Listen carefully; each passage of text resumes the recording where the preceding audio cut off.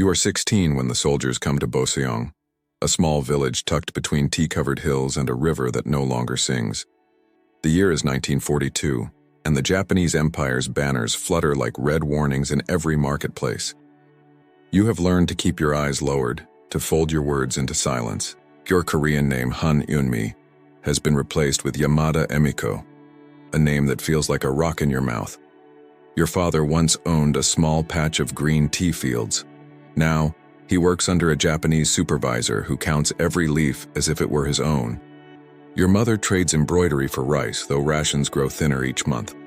Your little sister Ara coughs through the nights, her ribs showing through skin like branches through snow. At school, the teacher forces everyone to sing the imperial anthem. You mouth the words but never let them touch your heart. Each time you are punished, ruler striking your palms until they bloom red, you whisper your true name under your breath, a small act of rebellion that keeps your spirit alive. Then one gray morning, two officials arrive in a black car that smells of gasoline and authority. They speak of opportunity in Manchuria, a factory where Korean girls can earn honorable wages sewing uniforms for soldiers. The interpreter's voice wavers, refusing your mother's gaze.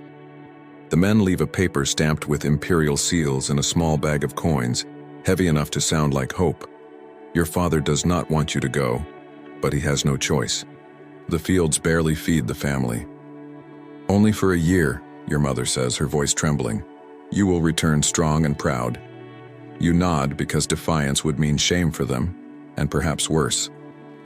3 weeks later, you stand at the train platform with 12 other girls. You wear your best cotton dress, freshly washed, and carry a bundle of small things. A comb, a picture of your family, a piece of bamboo flute your father carved when you were little. You keep it hidden in your sleeve. The train smells of iron, smoke, and fear.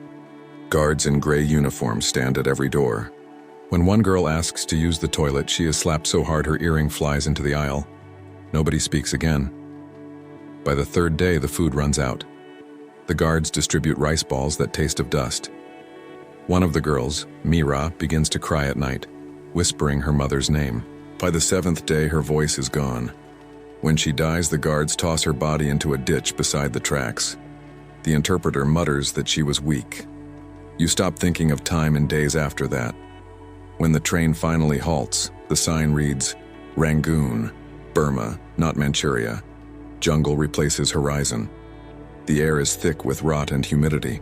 Trucks wait to carry you deeper into the forest, where bamboo grows tall enough to hide the sky. The compound has high fences, guard towers, and barracks built from rough timber. A man in a white uniform introduces himself as Lieutenant Mori. His Japanese words are sharp, rehearsed. You will serve the soldiers of the Empire, the interpreter translates. It is an honor. You don't yet understand what he means, you will by nightfall. They give you a number, 9. They shave your hair short, burn your old clothes, and hand you a pale cotton robe. Your bamboo flute is taken. Contraband, the guard says before snapping it in two. That first night when the soldier enters your room, you bite your own tongue to keep from screaming. Blood fills your mouth, copper and salt. The next morning, you wake with bruises shaped like hands. You stop thinking of yourself as a person. You become a sound that cannot escape your throat. Days melt into one another. Soldiers come and go. Some are silent, some laugh, some cry afterward, whispering apologies you do not believe. You learn to leave your body before they arrive, to float into memory, to hide among tea leaves swaying in the breeze. When Mision, a girl from Jeolla province, tries to run, they make everyone watch her punishment. After that, no one tries again. Months pass. Disease spreads faster than mercy. You become older than your years. Sometimes you hum songs from home just under your breath, so the guards won't hear. You hum for Ara, for your mother, for every name you still remember. Then one evening, a new girl arrives, Choi Hye-won, only 14, eyes wide as the moon. She clings to you as if you were her sister. Will we go home soon? She asks. You tell her yes because lies are the only kindness left. Hye-won becomes your heartbeat. You teach her how to hide food, how to pretend to faint when her body can't take anymore. You trade one of your thin blankets for medicine when fever grips her. In return, she tells you stories she invents, about escaping to the sea, about ships that take lost girls home. You know they're fantasies, but they keep both of you breathing. In 1944, bombing echoes through the jungle. Allied planes fly overhead, their engines like thunder. The guards become nervous. Food dwindles. Rumors whisper through the barracks. Japan is losing the war. One night, Haiwan asks, "If they lose, will we be free?" You don't answer. Freedom is a word you stopped believing in. A week later, chaos breaks loose. The officers are burning papers, trucks roar through the gate. Someone shouts that the soldiers plan to destroy evidence. You know what that means. You grab Haiwan's hand and run. The barbed wire tears your leg, but you don't stop. The jungle swallows you whole. Rain lashes your face, leeches cling to your skin, but you keep moving until the compound is only a nightmare echo. For 2 days you walk, drinking from streams, eating leaves. On the third day, Haiwan collapses. Her fever burns hotter than the sun. You carry her on your back until your knees give way. She smiles through cracked lips. "Tell my mother I tried to come home," she whispers. By morning, she is gone. You bury her beneath bamboo and carve her name on a piece of bark. The forest watches in silence. For the first time, you weep. When Allied soldiers find you weeks later, you no longer know your own voice. They take you to a camp where nurses wash your wounds and ask questions you cannot answer. They call you Miss Nine. You let them, because remembering your name hurts too much. Repatriation takes months. In Busan, 1946, you step off a ship with a small box of supplies and a hollow stare. The port smells of salt and coal. Nobody meets you. You walk for days before finding your village. Smaller, quieter, filled with strangers. Your home is gone. Your family has moved. A neighbor recognizes you. "Your parents died last winter," she says gently. "Famine." You nod, unable to cry. You settle in Seoul, working as a laundress, then as a seamstress. You avoid mirrors. At night, you wake screaming.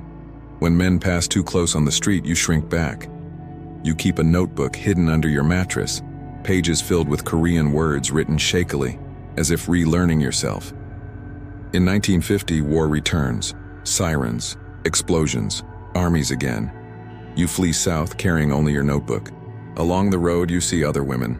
Faces hard as stone, eyes empty as yours. You know without asking that they too survived something unspeakable. After the war, you live quietly. You sew for American wives. You save money, buy a radio. Some nights you listen to Korean singers and imagine Ara's voice among them. You write poems but never show them. Time moves. Governments rise and fall. Factories replace fields. The young speak fast Japanese-tinged slang and forget the old songs. You watch from your window unseen. Then, in 1988, Seoul hosts the Olympics. The world watches Korea, and for the first time you feel something like pride. That same year, a neighbor aunt's daughter, a university student, brings you a newspaper article about a professor collecting testimonies from comfort women. The words hit like a hammer. "We seek survivors." You sit all night staring at the article. Your hands tremble. For decades, silence kept you alive, but now it feels like suffocation. 3 months later, you walk into a small community center where volunteers greet you with bowed heads and kind eyes. You give your name, Han Yunmi. It feels foreign and sacred all at once. They record your story, pausing when your voice breaks. When it's done, you feel lighter, as if the air itself has forgiven you for surviving. August 1991. You stand outside the Japanese embassy with other survivors. Some wear masks, you do not.